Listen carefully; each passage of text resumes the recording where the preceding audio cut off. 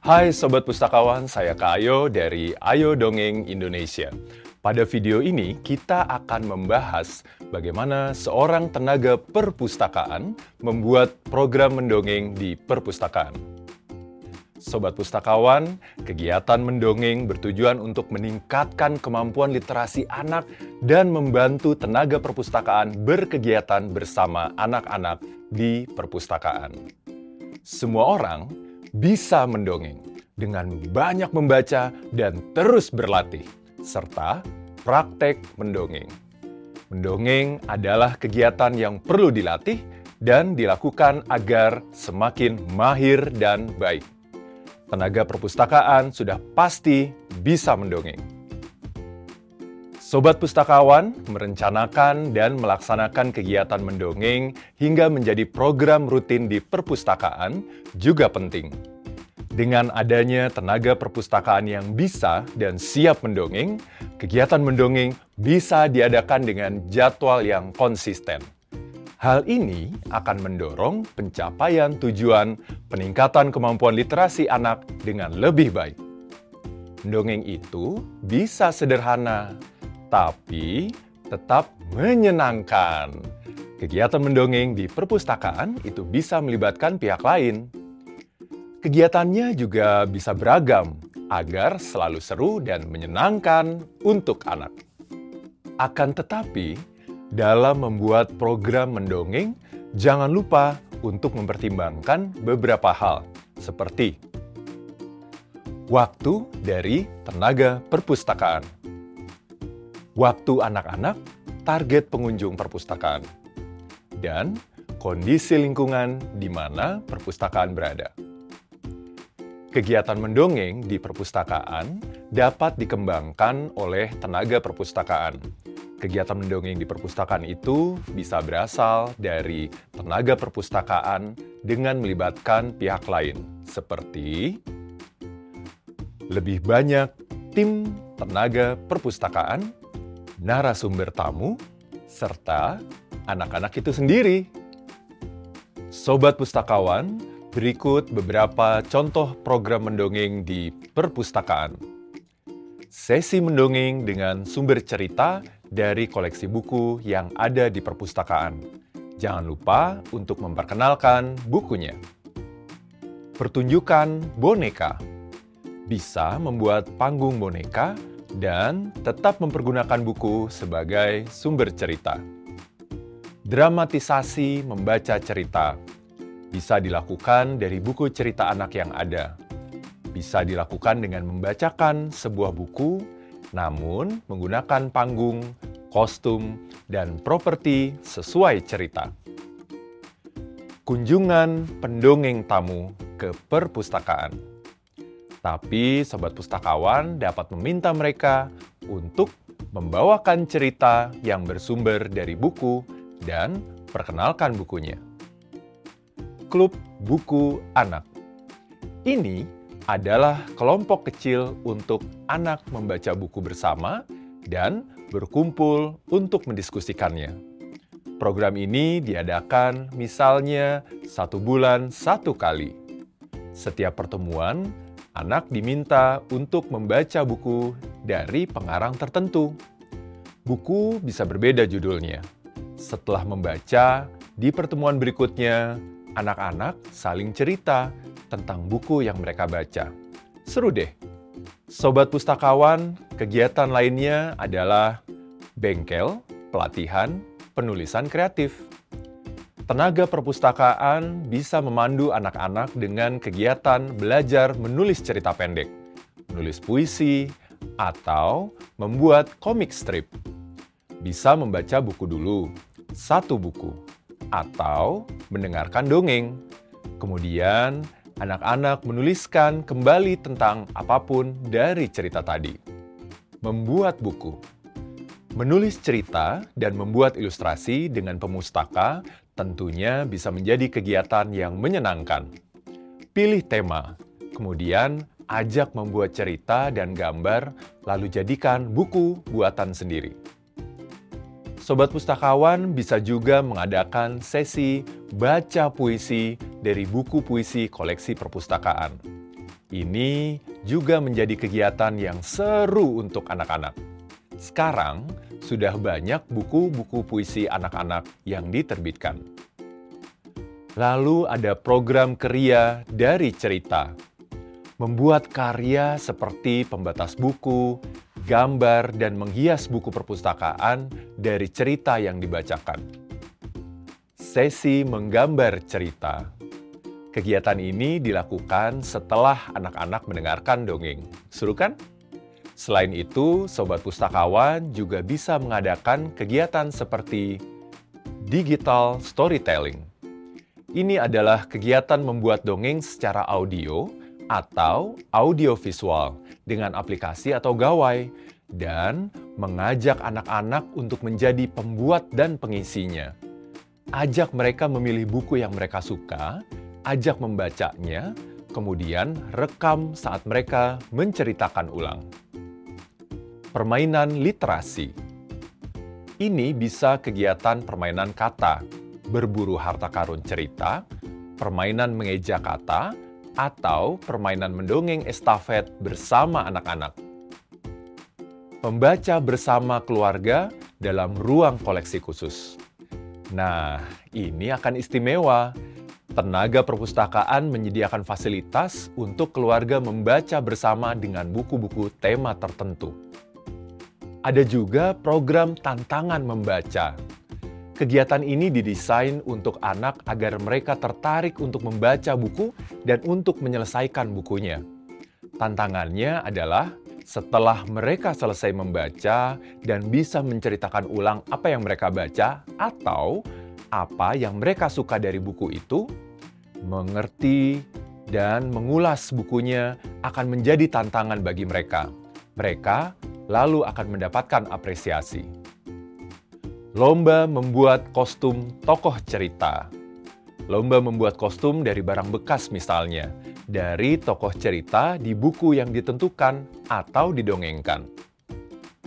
Sobat Pustakawan, perpustakaan juga bisa mengadakan pemutaran film dari buku anak.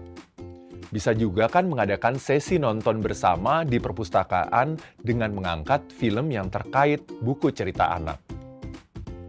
Bookies Play. Kegiatannya misalnya adalah membacakan cerita atau mendongeng yang kemudian diikuti dengan kegiatan permainan atau kegiatan kreatif yang terkait dengan cerita yang dibacakan atau didongengkan. Story mapping atau membuat peta cerita. Story mapping ini bisa menjadi kegiatan seru bersama anak-anak. Anak-anak bisa membuat gambar urutan cerita atau seperti storyboard dari cerita yang mereka dengar.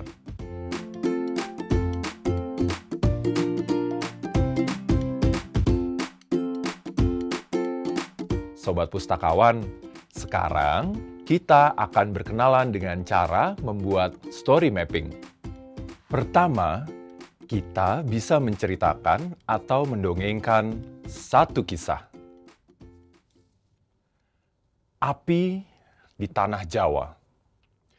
Dahulu sekali, lebih dari 200 tahun, di tanah yang subur dan menenangkan bernama Yogyakarta, lahirlah seorang anak raja yang kelak akan mengguncang penjajah dengan semangat dan keberaniannya. Seorang anak raja, seorang pangeran yang tidak pernah memakai mahkota, tidak ingin memakai mahkota. Seorang pangeran yang lebih ingin dekat dengan rakyat dibandingkan dekat dengan kekuasaan. Namanya Diponegoro, seorang pangeran yang tidak biasa. Ia lebih suka tinggal di lereng Gunung Merapi di Tegalrejo, jauh dari gemerlap istana. Ia hidup sederhana, dekat dengan rakyat dan alam. Ia memilih untuk mendekatkan dengan ajaran agama, belajar Al-Quran, tapi juga mendekatkan dirinya dengan rakyat dan alam. Dari sanalah ia merasakan ketenangan dan kemakmuran tanah Jawa. Namun, juga menemukan penderitaan rakyat. geram dengan sawah-sawah yang dirampas, pajak dipaksakan untuk rakyat, dan adat dilecehkan. Hatinya tidak bisa tinggal diam. Tanah milik rakyat seakan menjadi milik penjajah. Hatinya gusar di saat dengan angkuhnya penjajah membangun jalan melewati makam leluhur di Ponorogo tanpa izin. Hatinya pun terbakar ketika adat istiadat dan budaya Jawa tidak dihormati mereka yang datang, tapi mereka menggunakan tangan-tangan mereka untuk menekan. Cukup. Waktunya melawan.